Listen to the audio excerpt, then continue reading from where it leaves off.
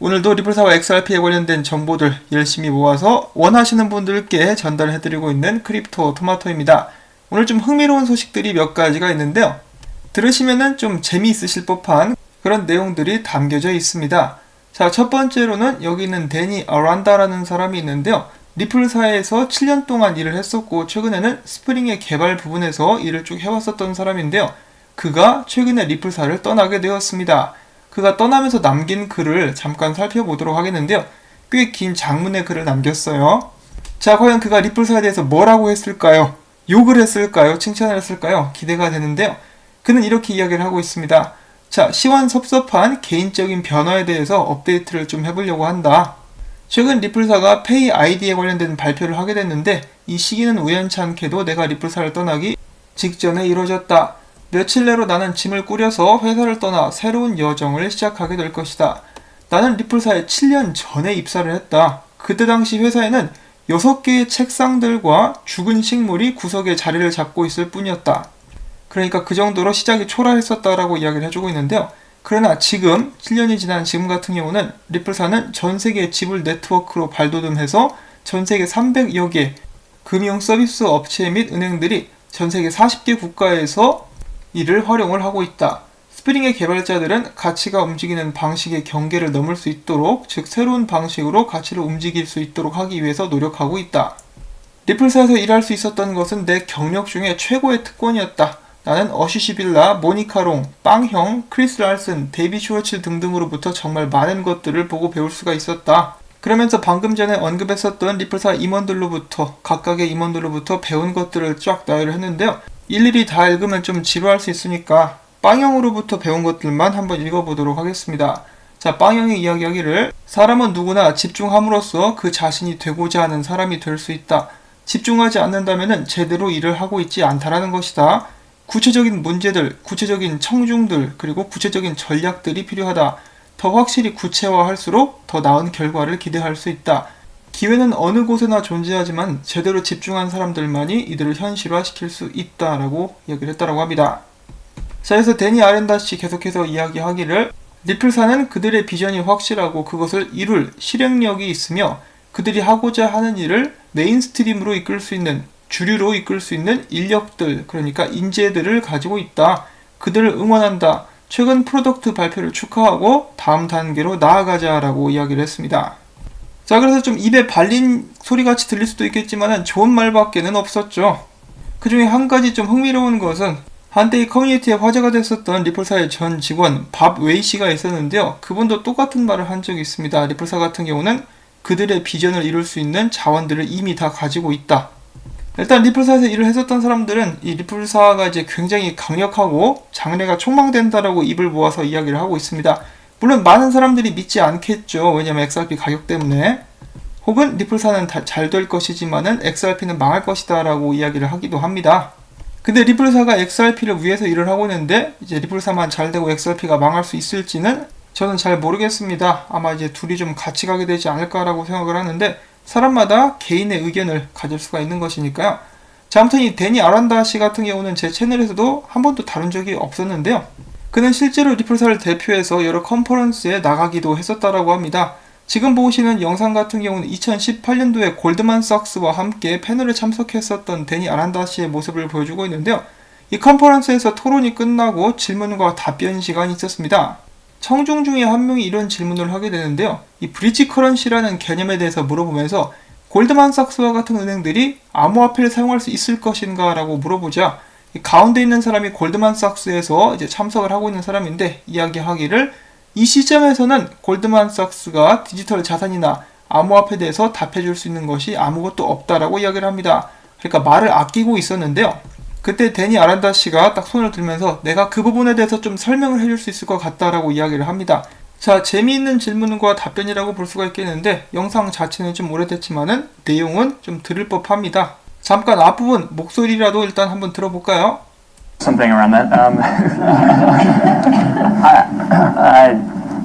In any startup, you have to think about sequencing and timing and crawling, walking before you run. So a giant bank like Goldman Sachs or HSBC, who have literally like the need to move tens of billions of dollars a day, Crypto markets are still very thin to use that for payments. So, crypto markets today are somewhere between $10 billion to $20 billion a day is actually moving in and out of them in dollar kind of notional value.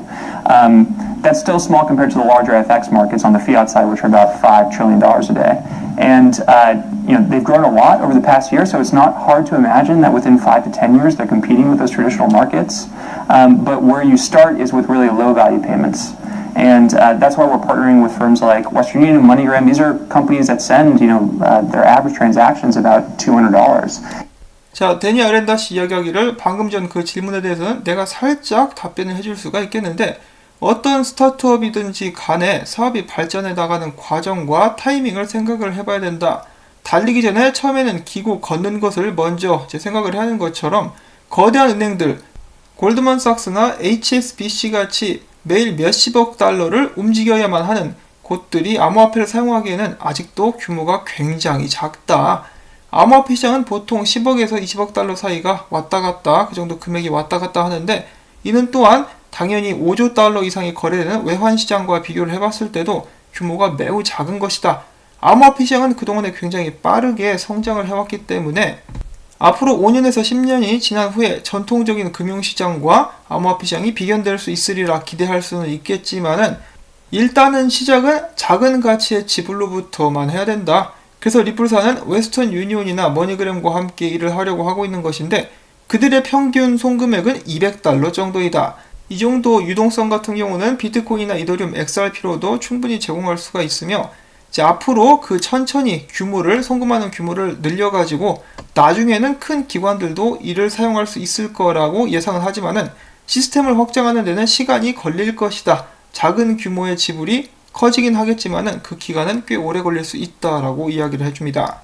빠른 발전을 기대하는 사람들에게는 좀 실망스러울 수도 있겠지만은 천리길도 한 걸음부터는 어쩔 수가 없다라는 것이죠. 코끼리를 냉장고에 넣는 방법은 옛날에 이런 질문이 유행했었던 것 같은데 한쪽 접어서 집어넣어야겠죠. 자, 아무튼 그런 의미에서 그들은 머니그램과 먼저 함께 일을 하기 시작했다고 합니다. 그러면서 리플사는 최근에 이 중소규모의 지불에 집중하겠다라고 밝히기도 했었죠. 나름 영양가가 있는 답변이었었고 데니 아렌다시의 모습을 볼 수 있었던 영상이었고요. 자, 그 다음엔 바이낸스에서 재밌는 트윗을 냈습니다. 갑자기 난데없이 XRP는 뭐뭐뭐다. 사람들이 생각하는 XRP에 대해서 물어봤는데요. 이제 긍정적인 답변도 있고 당연히 부정적인 답변들도 많이 있었습니다. 긍정적인 답변 같은 경우는 이 레오나이더스님, 이 XRP 알케이드를 운영하시는 분이죠. 지불업계의 혁신이 될 것이다. 그 외 다른 사람들은 비트코인을 알트코인으로 만들어버릴 것이다 라고 하는 사람들도 있었는가 하면은 이제 유명 분석가이자 평론가라고 볼 수가 있으며 XRP를 굉장히 싫어하는 알렉스 쿠르거는 이렇게 이야기를 합니다. IQ 테스트다. 이 머리 나쁜 사람들이 지지하는 코인이다라고 이야기를 하고 있는 것이죠. 그 다음에 어떤 분석가들은 펌핑 코인이다. 어떤 사람은 50원까지 떨어질 것이다. 그리고 어떤 사람은 최근에 바닥을 찍었기 때문에 지금부터 펌핑을 시작할 것이다 라는 말을 남기기도 했었습니다. 자, 이 트윗 같은 경우 많은 리플사와 XRP를 싫어하는 사람들이 볼 수 없어서 다행이다라는 생각이 듭니다. 한국말로 답글이 달렸거나 사람들이 이것을 보게 됐었더라면은 또 크게 한바탕 난리가 날 수 있었겠죠. 자, 아무튼 이 XRP를 싫어하는 사람들에 대해서 이야기가 나오고 있는데요. 데이비드 각슈타인, XRP를 지지하는 사람이고 각슈타인 매거진의 창업자이자 미국 의회에도 최근에 도전을 했었던 XRP를 좋아하는 투자자, 최근에 이 사람이 남긴 트윗이 또 화제가 되고 있는데요. 그는 이렇게 이야기를 했습니다. 내가 100% 확신하건대 지금 XRP를 싫어하는 사람들도 근미래에는 XRP를 사용하게 될 것이다. 그가 이 트윗을 남기고 나자 여러 사람들이 각각 다양한 반응을 보여줬다고 하는데요. 그 중에는 당연히 XRP를 싫어하는 사람들도 많이 포함이 되어 있었다고 합니다. 그래서 그가 트윗을 하나 더 남기게 되는데요. 이번엔 이렇게 이야기를 했습니다. 자, 내가 전에 남긴 트윗에 욕이 많이 달렸는데 그 누구도 XRP가 왜 쓸모없는지 깊게 파고들어서 자세하게 설명하지는 못했다. 이런 아바타 같은, 그러니까 공상 과학 영화 같은 세계에서 유행하는 사람들이나 계속 쫓아다녀라. 결국 XRP를 조만간 사용하게 될 테니 라고 이야기를 합니다. 자, 여러분은 이 사람의 이 아이디어에 대해서 어떻게 생각을 하십니까? 조만간에 모든 사람들이 좋든 싫든 XRP를 사용하게 될까요? 이 데이비드 각슈타인은 어떠한 자신감으로 이런 글을 쓰게 된 것일까요?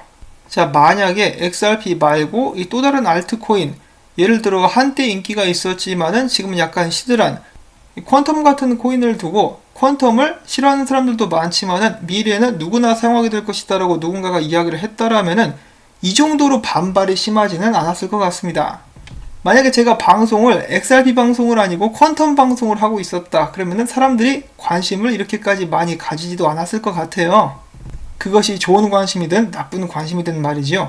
이상하게 유독 리플사와 XRP 같은 경우는 굉장히 많은 관심과 논란거리를 끌고 다니고 있는 것 같습니다. 그만큼 기대를 하는 사람들도 많았었고 그 과정 속에서 실망하고 손해를 보면서 이를 갈고 저주하는 사람들도 많이 있는 것은 아닌가.